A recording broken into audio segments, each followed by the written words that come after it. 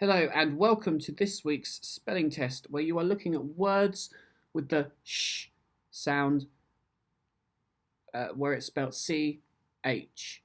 Most of these words have a French origin.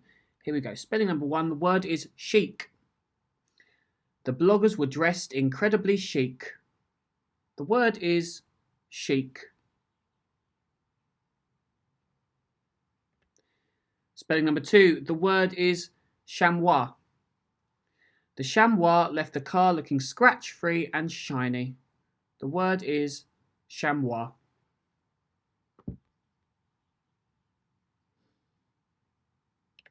Spelling number 3, the word is chagrin. He was chagrin when his friend poured scorn on him. The word is chagrin.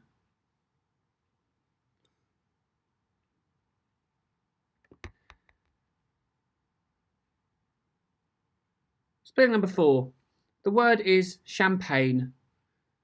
When the schools reopened, the parents celebrated with champagne. The word is champagne.